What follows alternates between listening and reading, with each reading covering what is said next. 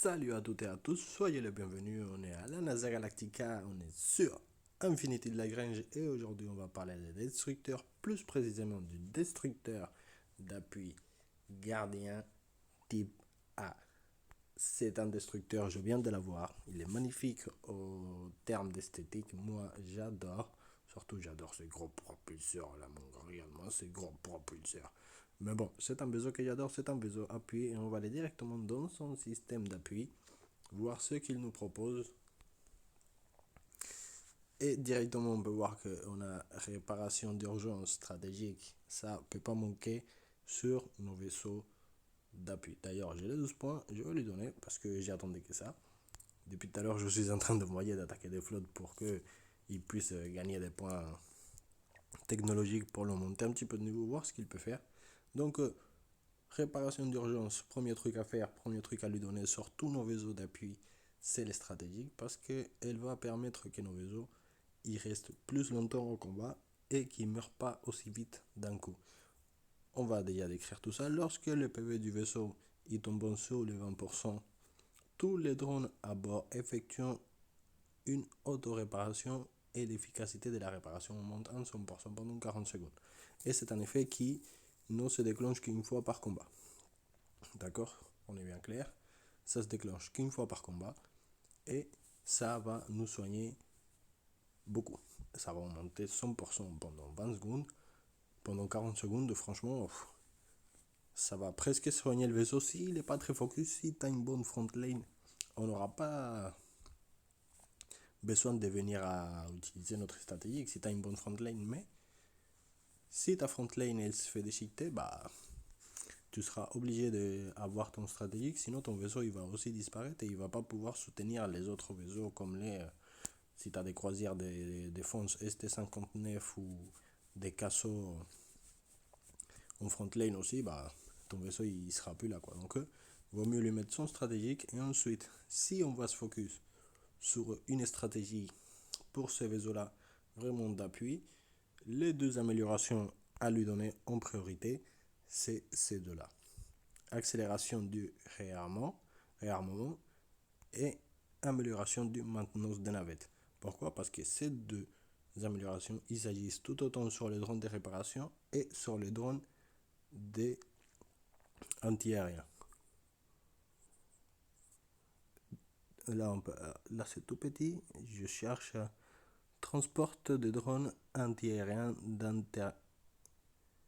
d'interdiction de zone. D'accord? C'est comme ça qu'ils s'appellent les drones d'interdiction de zone. Bah, cette amélioration-là, ça va réduire les temps des réarmements pour les drones qui reviennent dans l'hangar. Donc ça va nous permettre que nos drones ils soient au combat plus, plus rapidement, quoi, qu'ils soient actifs plus rapidement. Ensuite, on passe sur le système de blindage. Directement, résistance physique à fond la caisse, toutes les deux. Ici, on a trois espaces, donc on pourra toujours donner un point à la vie, mais la résistance physique au max parce qu'on est déjà en croisière, on est déjà en destroyer. Et les destroyers, pour moi, d'après ce que j'ai pu tester, c'est la vie ce qui leur manque parce que c'est la vie, c'est l'armure qui leur manque parce que si tu leur mets beaucoup de vie, mais le vaisseau en face il fait des bons dégâts critiques et t'as pas l'armure pour résister ces dégâts critiques, bah ça va être ton vaisseau, tous ses points de vie ils vont être éliminés. Alors que si tu restaures des points de vie de base, mais tu pars sur une stratégie plutôt d'armure, bah ton vaisseau il sera plus résistant et il subira pas autant de dégâts. Et sa vie, elle va pas trop changer quoi. Vaut mieux l'armure. Parce que l'armure en plus, ça te donne aussi un bonus de récupération de PV. Pour les destroyers, je pense que c'en est assez, 26 000 points de vie. Je pense que ça c'en est assez juste avec une amélioration. Donc directement on passe dans les systèmes de nid à missiles. D'accord, ça c'est son 12e système et on voit directement qu'il est focus sur les corvettes et les vaisseaux de chasse. Donc comme le Tundra, c'est un vaisseau qui a beaucoup de dégâts anti-aériens. Le Tundra aussi, il a beaucoup de dégâts anti-aériens. On voit qu'il a déjà 6000, mais l'amélioration toujours. Mais celui-là, on voit qu'il a déjà 3500 de dégâts de base. Le Tundra, il a 1100 et quelques, 5100 et quelques. Alors, on va aller voir vite fait, vu qu'on est déjà là. Ouais, c'est ça, il a 5127 de base, de dégâts anti-aériens. Donc, le Tundra, on peut dire que en dégâts anti-aériens de base, il gagne sur le gardien. Mais le gardien, il a plus de dégâts anti-vaisseau aussi. Donc, on va dire que ça l'équilibre. Après, le Tundra, il est plus fait, pour moi, le Tundra, il est plus fait pour soigner ta flotte que le gardien. Donc, ici, les deux améliorations là, plus son stratégique, c'est les plus importantes. Ensuite, directement aller en armure. Directement aller en armure et mettre toute l'armure physique au max avec son point de vie. De toute façon, on a 3 slots, on peut le faire. En point de commandement, on a sa frappe stratégique. Elle coûte 40 points. Moi, c'est une amélioration que je laisserai de côté pour l'instant parce que vraiment investir 40 points quand tu viens de commencer, pour quelqu'un qui vient de commencer, 40 points, les attendre, c'est vraiment mettre tout ton vaisseau dans un seul système et c'est pas trop ce qu'on veut, quoi. On veut plus que notre vaisseau il soit réactif pour le début et que petit à petit, au fur et à mesure, il prend du sucre et il se fasse plus. Donc ça, c'est pour ta frappe stratégique. Ça, ici, dans le commandement, dans le système de commandement, tout ce qui a à voir avec frappe stratégique, elle est là. Toutes les améliorations montent la frappe stratégique. C'est très bien la frappe stratégique, oui, c'est très bien, mais il faut avoir les points pour. Donc, on passe dans le système des préparations situationnelles. On peut voir aussi qu'ici, il a une esquive, réduit les chances de se faire toucher par les armes guidées. Très important, cette amélioration-là. Après ton blindage et après l'amélioration de ton système de drone d'appui, système, alors voilà, il est là, système de préparation situationnelle. Ici, on a beaucoup de chances de réduire, qu'on se fasse toucher. Et on voit que aussi notre deuxième amélioration, oui, réduit les chances de se faire toucher par les armes de tir direct. Donc, déjà, si on peut avoir ici 5 plus 4, ça fait 20%. Et ici, 5 plus 3, ça fait 15% en réduction. C'est déjà quelque chose qu'il ne faut pas hésiter à prendre. Ensuite, on a les systèmes de propulsion que pour moi, c'est quelque chose qui n'est pas très, très, très, très pressé à faire. Donc ça, on peut le laisser pour la fin parce que ça concerne le voyage. Pour l'instant, nous, on cherche à que notre flotte elle soit plus dans ses points forts. Donc quand on aura des points extra, des points qui nous dépassent, bah, on verra bien. Et ici,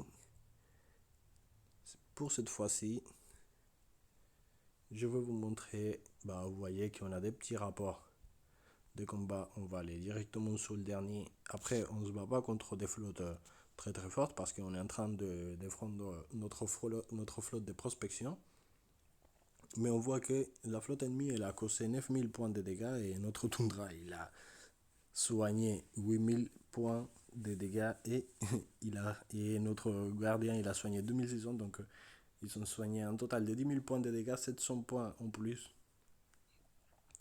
C'est déjà très très bien, c'est déjà quelque chose qui se fait prendre. Donc, voilà quoi, pour l'instant, ils sont pas très très améliorés. Quand ils seront plus améliorés, je pense qu'ils vont soigner beaucoup plus. Et ici, on s'affronte pas à des combats très très intenses, donc ils n'ont pas le temps d'activer leur stratégie, ils n'ont pas le temps de vraiment soigner les vaisseaux. Donc voilà, quand on se bat contre des fragates, mais on peut voir que déjà nos Tundra et nos gardiens, ils soignent plus de dégâts que ce que nos flottes ils subissent parce qu'ils étaient déjà en train de se battre aussi, ici aussi. On peut venir voir.